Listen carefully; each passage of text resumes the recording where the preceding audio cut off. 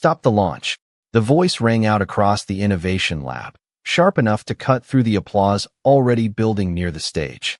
For a split second, the room froze. Reporters turned. Engineers glanced at one another. Even the giant digital countdown clock mounted above the presentation platform seemed to hang in place as its red numbers flashed 5 o'clock.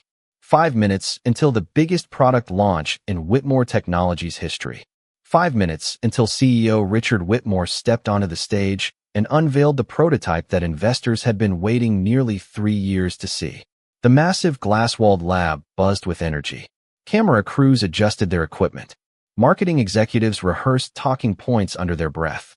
Rows of invited guests filled sleek white chairs beneath bright overhead lights. Beyond the floor-to-ceiling windows, the Chicago skyline glowed beneath a clear spring afternoon. Everything was ready. Everything except the small voice that had just interrupted the room. Richard Whitmore slowly turned his head. Standing near the side entrance was a little girl no older than 11. Her dark curls were tied back neatly. She wore a faded blue hoodie several sizes too large and carried a worn notebook against her chest. Beside her stood her mother, Denise Johnson, a night shift cleaner whose expression had instantly drained of color. "Ava," Denise whispered nervously. "Come on." But Ava Johnson didn't move. Her eyes remained fixed on the silver prototype resting on a display pedestal at the center of the room. Richard folded his arms. At 6'2", dressed in a charcoal suit worth more than most people's monthly rent, he projected the calm confidence of a man accustomed to controlling every room he entered. The corners of his mouth lifted slightly. "Interesting," he said. A few executives exchanged amused smiles. One engineer chuckled quietly. Richard glanced toward the countdown clock. "For minutes and 43 seconds. You're stopping my launch?" he asked. The room laughed softly. Ava swallowed. Her heart hammered so loudly she could almost hear it. Every instinct told her to stay quiet, to lower her eyes, to disappear. But something about the prototype bothered her. She had noticed it nearly 20 minutes earlier while sitting in the corner waiting for her mother to finish work. At first she thought she was imagining it. Then she checked again, then a third time, and now she couldn't ignore it anymore. "I think there's a problem," Ava said. The laughter grew louder. Denise looked ready to sink through the floor. One vice president shook his head. "Sir, she's just a kid." Another smiled. "Probably watched a few science videos online." Richard raised a hand, silencing the room. The smile remained on his face, but there was something colder behind it now. Curiosity mixed with amusement. "A problem," he repeated. "With a machine built by 200 engineers?" Ava looked directly at the prototype. "Yes, sir." The room fell quieter. Richard walked toward the pedestal and rested one hand beside the device. It gleamed beneath the stage lights, polished aluminum reflecting the faces of everyone watching. This machine represented a $500 million contract. Years of research. The future of the company. Richard glanced back at Ava. "Tell me something," he said. "What exactly makes you qualified to question it?" Ava felt dozens of eyes settle on her.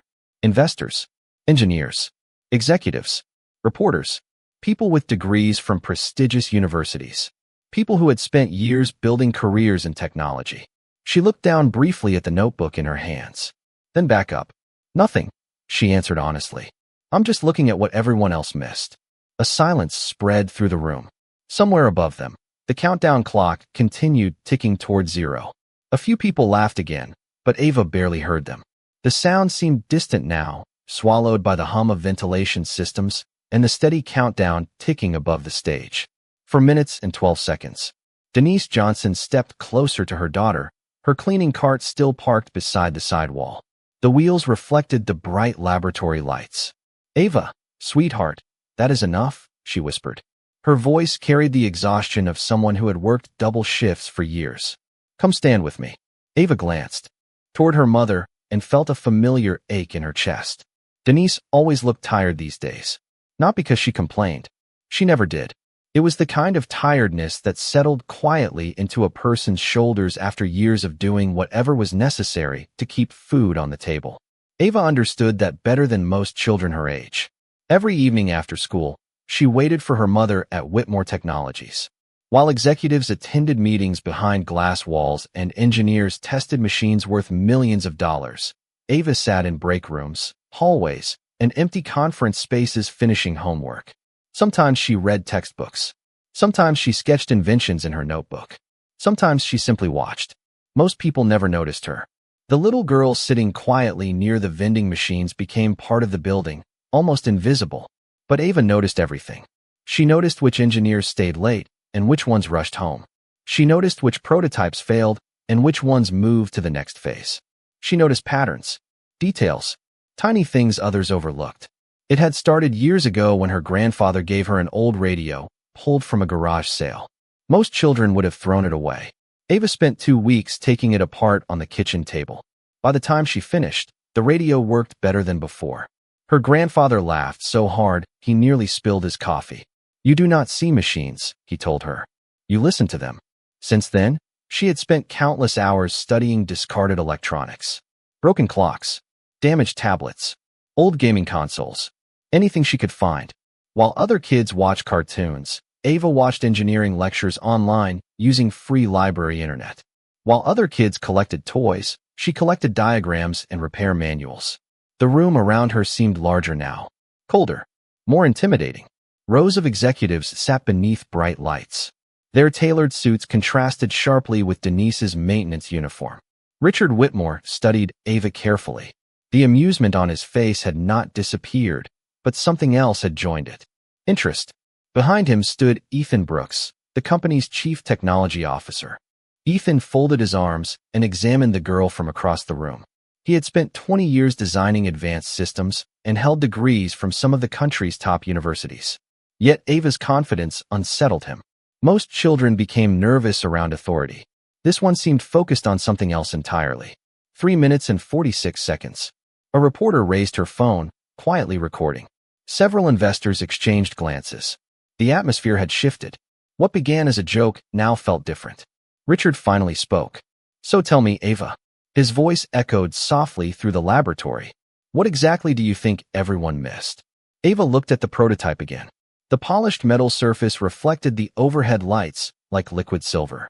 She could feel every eye in the room watching her, waiting, judging, hoping she would either prove herself or embarrass herself. But Ava was not looking at the crowd.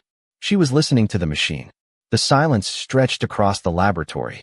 Ava stepped closer to the display platform, her sneakers making almost no sound against the polished floor.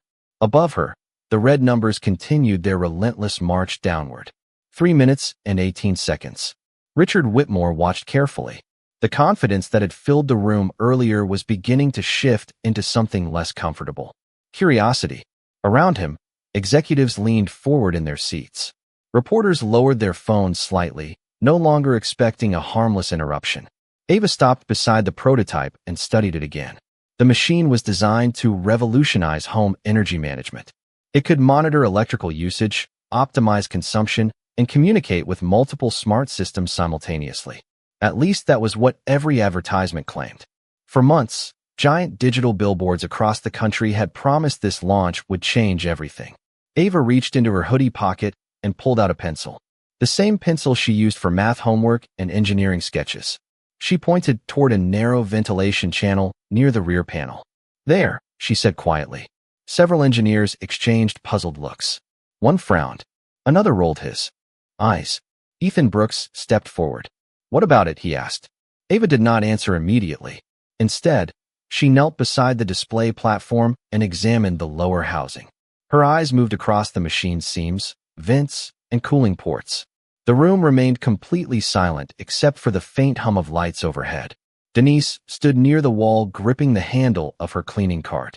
She wanted desperately to pull her daughter away from the attention. Yet something inside her kept her frozen. She had seen that expression before. The same expression Ava wore whenever she solved a difficult puzzle or repaired something everyone else considered broken. 2 minutes and 54 seconds. Ava finally stood. "The airflow is wrong," she said. One engineer laughed. Another shook his head. "That is impossible," he replied. The cooling system was tested for 6 months. Ava looked toward him politely. Not under continuous peak load. The smile vanished from his face. Ethan's eyes narrowed. Richard noticed the change immediately. The chief technology officer was no longer amused. He was calculating, evaluating, listening. Ava pointed again toward the rear section. The intake vent pulls cool air from here. Her pencil moved toward a second opening. But the exhaust path is partially blocked by the internal battery housing. A few engineers glanced toward one another. The room suddenly felt smaller. Richard crossed his arms tighter. "You can see that from the outside?" Ava nodded. "Not exactly." "Then how?" Richard asked. Ava looked down at the machine. "I heard it." A few confused expressions appeared throughout the audience. Ethan stepped closer. "Heard what?" Ava touched the side panel gently. "The fan." Ethan stared at her. "The fan. It sounds strained." Several people blinked. One investor whispered something under his breath. Ava continued. "It should be spinning smoothly, but it is compensating for resistance. Something inside is creating heat faster than the cooling system can remove it." Ethan's face lost all color. He turned sharply toward the lead engineering team. "Run a thermal diagnostic." The room froze again. One engineer hesitated. "Right now?" Ethan did not look away from the prototype. "Now." 2 minutes and 11 seconds remained on the clock. The engineer hurried toward a nearby workstation. Fingers flew across keyboards. Screens illuminated with streams of technical data. Nobody laughed anymore. Nobody smiled. Ava simply stood beside the display platform holding her notebook against her chest, while dozens of highly trained professionals suddenly wondered whether an 11-year-old girl had discovered something they had all missed. The laboratory transformed in less than 30 seconds. What had felt like a celebration now felt like an emergency. Engineers crowded around diagnostic screens, while streams of thermal data rolled across monitors. The bright confidence that had filled the room earlier was gone. In its place came tension. Real tension. 1 minute and 56 seconds remained before launch. Ethan Brooks stood behind the lead engineer, studying the numbers as they appeared. His jaw tightened. The first thermal scan showed elevated temperatures near the rear housing. The second scan showed even more.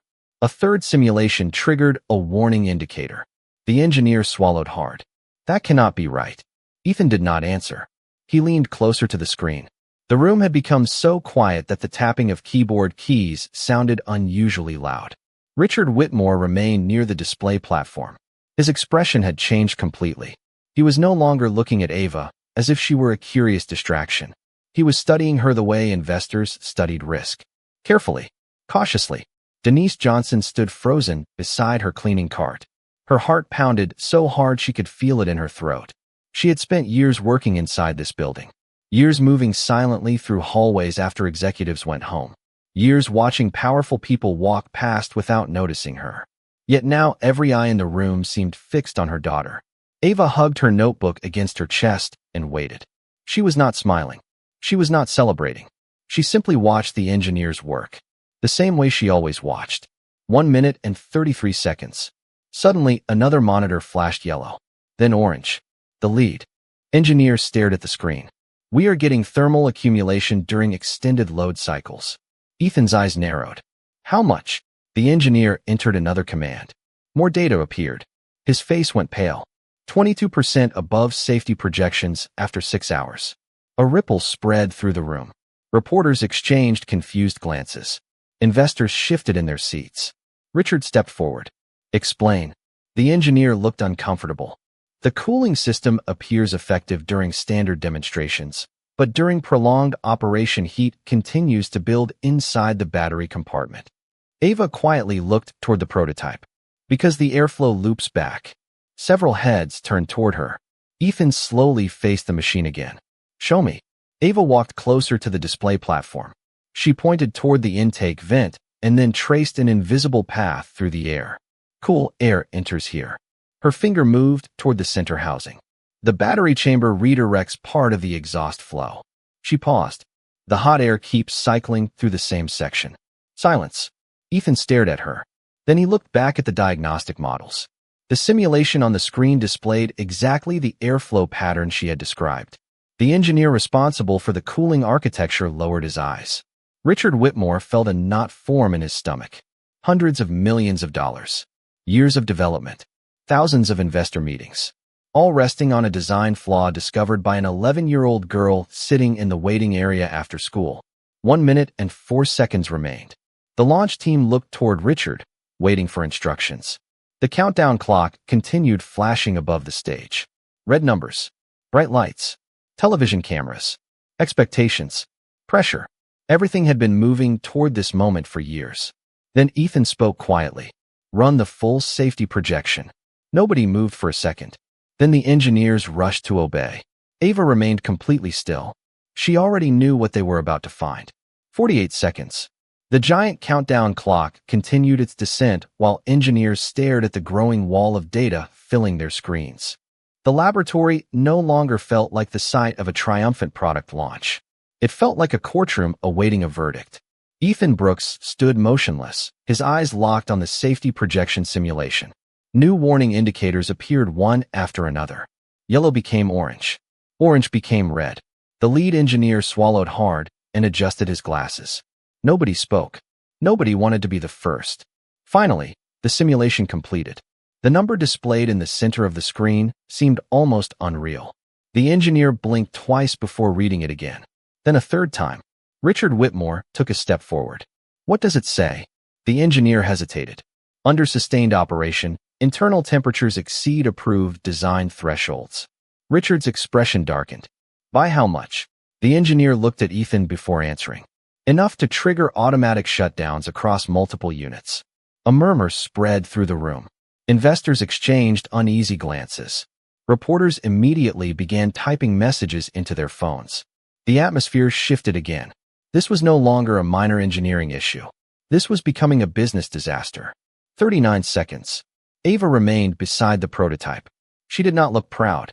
She did not look victorious. She simply watched the adults around her struggle to understand what she had already seen. Denise could barely breathe. Her hands gripped the cleaning cart so tightly her knuckles turned pale. Part of her wanted to protect her daughter from the attention. Another part could not stop looking at her with quiet amazement. Richard turned toward Ethan. Can it be fixed? Ethan did not answer immediately. That silence alone was enough to alarm everyone in the room. The chief technology officer was known for having solutions. He always had solutions. Yet now he stared at the data as if searching for one that did not exist. Not before launch, he finally said. The words landed heavily. Several executives lowered their heads. One investor closed his eyes. 31 seconds. Then another engineer spoke from across the workstation cluster. Wait. Everyone looked up. His voice sounded strained. There is more.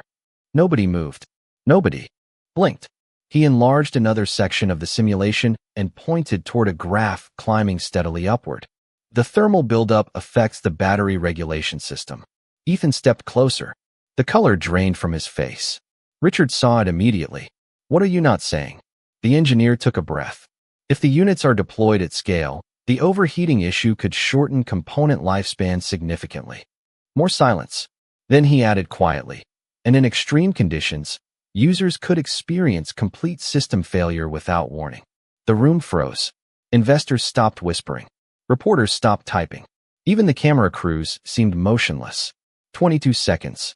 Richard looked toward the prototype sitting beneath the bright presentation lights. Just minutes earlier it had represented success, headlines, and growth. Now it looked different. Smaller somehow. More fragile. Ethan slowly turned toward Ava. How did you know? He asked. Ava looked down at the machine. I did not know everything. Her voice remained calm. I just knew something sounded wrong. Ethan stared at her. Years of education. Thousands of hours of testing. Hundreds of specialists. Yet the first person to recognize the danger had been an 11-year-old girl waiting for her mother to finish work after school. Around the room, nobody laughed anymore. Nobody smiled. And as the countdown reached 15 seconds, Richard Whitmore realized the launch he had spent years preparing for was already over. The countdown reached 0, but nothing happened. No music. No presentation. No triumphant unveiling. The giant screen behind the stage remained dark while the laboratory sat suspended in an uncomfortable silence. Richard Whitmore slowly looked up at the frozen clock.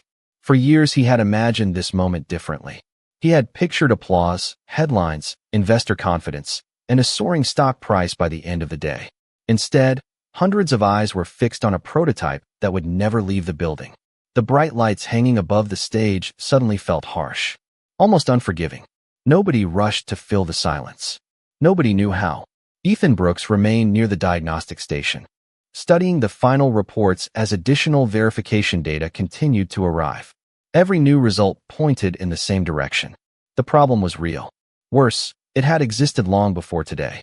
The engineers had simply never noticed it because they had been looking where they expected problems to appear rather than where the problem actually lived. Ava stood quietly beside her mother. The excitement, the tension, the attention from the room all seemed far away now. She looked tired. The kind of tired that comes after carrying something important alone for too long. Denise placed a gentle hand on her daughter's shoulder. Neither of them spoke. Across the room, investors whispered among themselves. Reporters checked messages and reviewed notes. Yet even those conversations seemed softer now, as though the entire laboratory understood something significant had happened. Not just a failed launch. Something deeper. Richard slowly walked away from the stage and stopped near the floor-to-ceiling windows overlooking Chicago. Afternoon sunlight stretched across the glass, casting long reflections across the polished floor. For a moment, he simply stood there, looking out, thinking. He remembered the joke he had made only minutes earlier. The janitor's kid. The laughter. The confidence. The certainty that expertise always arrived wrapped in credentials, titles, and expensive degrees. The memory now felt heavier than he expected. Behind him, Ava opened her notebook and quietly flipped through several pages. Hand-drawn diagrams filled the paper. Circuits, mechanical sketches, cooling systems, ideas, questions, observations. Nothing elaborate, just careful thinking collected over years. Ethan noticed the notebook first. He stepped closer and studied the pages. His eyes widened slightly. These were not random drawings. They were structured, methodical, the work of someone who genuinely understood how systems behaved. Ava looked up. I draw things when I am trying to understand them, she explained softly. Ethan nodded but said nothing. The pages spoke for themselves. Around them, the laboratory seemed calmer now. The tension had not disappeared, but it had changed shape. It was no longer the panic of a launch collapsing. It was the quiet realization that everyone had witnessed something extraordinary. The sunlight continued drifting across the room. Reflections shimmered along the silver prototype resting alone beneath the presentation lights. No applause echoed through the building. No cameras flashed. Only silence remained. A thoughtful silence. The kind that arrives when pride finally steps aside and truth is allowed to enter the room. Richard Whitmore remained by the window long after the conversations around him had faded. The city stretched beyond the glass in shades of gold and silver as the afternoon sun slowly descended toward the horizon. Behind him, engineers continued reviewing reports, but the answers were no longer changing. Every verification confirmed the same conclusion. Ava had been right. The flaw was real. The risk was real, and the company had come within minutes of introducing it to the world. Ethan Brooks carefully turned another page of Ava's notebook. Detailed sketches filled the margins. Cooling pathways, energy flow diagrams, handwritten observations, questions connected by arrows and calculations. Nothing appeared copied. Everything appeared earned. Years of curiosity captured in pencil. Ethan finally looked up. How long have you been studying this? Ava shrugged slightly. A few years. A few years. Ethan repeated. Most people your age are worried about middle school. Ava gave a small smile. I like figuring out why things work. Ethan looked back down at the notebook. Then he noticed something that made him pause. Several pages near the middle contained drawings remarkably similar to the cooling architecture used inside the company's prototype. Not identical, but close enough to be unmistakable. You designed this? Ava nodded. Not exactly. I was trying to solve a problem I saw in another machine online. Ethan stared at the page. The alternative design she had sketched would have prevented the exact flaw they had just discovered. For several seconds he said nothing. Then he quietly closed the notebook. Across the room, Richard noticed the expression on Ethan's face. It was not surprise anymore. It was respect. Genuine respect. The kind engineers reserve for people who solve problems others could not. Richard slowly walked back toward the center of the laboratory. Conversations gradually faded as he approached. Investors stopped speaking. Reporters lowered their phones. Even the engineers turned to watch. Ava stood beside her mother, still holding the notebook. Denise looked uncomfortable beneath the sudden attention. Years of being overlooked had not prepared her for becoming the center of a room full of executives. Richard stopped a few feet away. The laboratory became silent once more. He looked first at Ava, then at Denise, then back at Ava again. For a moment, nobody knew what he would say. His reputation was built on certainty, confidence, authority. Admitting mistakes did not come naturally to him. Yet the evidence surrounding him left no room for pride. He glanced toward the prototype resting beneath the presentation lights, then toward the engineers who had spent years developing it. Finally, he looked directly at Ava. "You did not save a product today," he said quietly. The room listened. Richard continued. "You saved this company from making a very expensive mistake." The words settled across the laboratory. No one laughed. No one objected. Because everyone knew it was true. Ava lowered her eyes slightly, embarrassed by the attention. Denise squeezed her daughter's shoulder. And for the first time since the countdown had started, Richard Whitmore understood that the most valuable mind in the room had arrived carrying a backpack instead of a business card. For several seconds, nobody spoke. The laboratory seemed to hold its breath. The words Richard Whitmore had just spoken lingered in the air, heavier than any presentation he could have delivered from the stage. Ava shifted uncomfortably and looked down at her notebook. She had never wanted attention.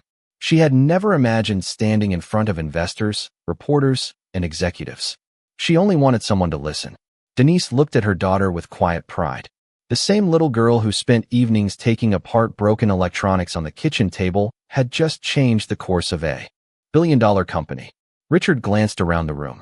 Faces that had laughed earlier now carried expressions of reflection and humility. He saw engineers studying Ava's notebook with genuine admiration. He saw investors whispering about her insight rather than the failed launch. Most of all, he saw something he had overlooked for years. Talent did not always arrive through the front door.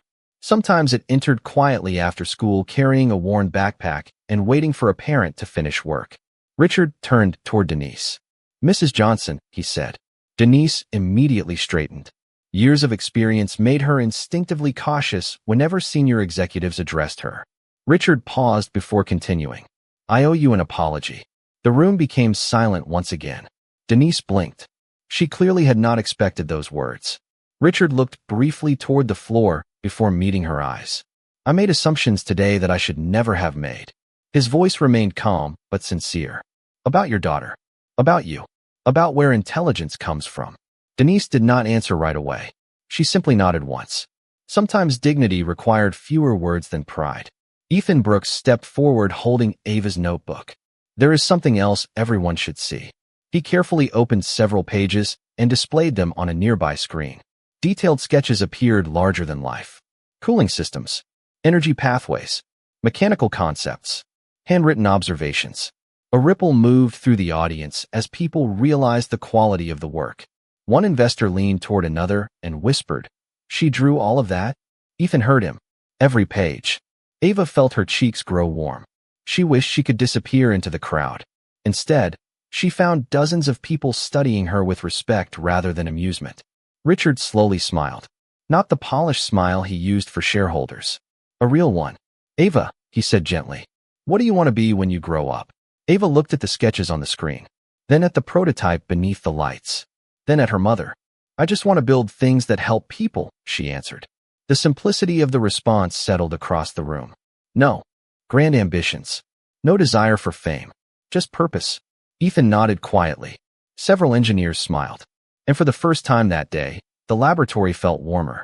Not because of technology, not because of success, but because everyone present had been reminded that brilliance could come from unexpected places, and that sometimes the most important lesson in a room full of experts was learning when to listen. The crowd slowly began to disperse as the afternoon light deepened across the laboratory. Reporters gathered their equipment. Investors headed toward elevators. Engineers remained near the workstations, already discussing redesigns and solutions. Yet the energy in the room felt completely different from the excitement that had filled it earlier. It was quieter now, more honest. Ava stood beside her mother near the exit, her notebook tucked beneath one arm. The giant presentation screen had gone dark. The prototype still rested alone beneath the overhead lights, no longer a symbol of triumph, but a reminder of how close everyone had come to overlooking the truth. Denise adjusted the strap of her work bag and smiled gently at her daughter. "Ready to go home?" Ava nodded. She was already thinking about homework waiting on the kitchen table and a half-finished sketch she wanted to complete before bed. To her, The day felt extraordinary and ordinary at the same time. She had simply done what she always did. She had paid attention. As they started walking toward the lobby, a voice called out behind them. Richard Whitmore. Ava and Denise turned. The CEO crossed the polished floor carrying something in his hand. The laboratory became quiet once more as a few remaining employees stopped to watch. Richard reached them and held out a small object. It was a company access badge attached to a blue lanyard. Not an employee badge, a visitor badge. On the front, beneath Ava's name, someone had already printed a new title. Innovation Guest. Ava stared at it in surprise. Richard smiled. Whenever you want to visit, you will always be welcome here. Ava accepted the badge carefully. Thank you, sir. Richard glanced toward Denise. And thank you for bringing her here every day. Denise looked genuinely surprised. I was just trying to make ends meet. Richard shook his head softly. You were doing something much bigger than that. For a moment, nobody spoke. The golden sunlight reflected across the glass walls and stretched across the floor like liquid amber. Ethan Brooks watched from a distance, still holding Ava's notebook. Several engineers stood nearby, discussing ideas inspired by sketches drawn by an 11-year-old girl. Somewhere beyond the windows, the city continued moving as it always had. Traffic flowed through the streets. Trains crossed the river. People hurried toward places they needed to be. Yet inside the laboratory, time seemed to slow. Ava slipped the badge into her notebook and reached for her mother's hand. Together they walked toward the elevator. No cameras followed them. No reporters called their names. No spotlight illuminated their path. Just a mother and daughter crossing a quiet lobby beneath warm evening light. Richard remained standing where they had left him. As the elevator doors closed, he caught one final glimpse of Ava holding her notebook against her chest. Then the doors slid shut. The laboratory fell silent again. Not the silence of failure. Not the silence of embarrassment. The silence of understanding. A company had avoided a costly mistake. A room full of experts had learned an unexpected lesson. And somewhere inside a backpack carried by a little girl was a reminder that brilliance does not ask for permission to exist. It simply waits for someone willing to see it.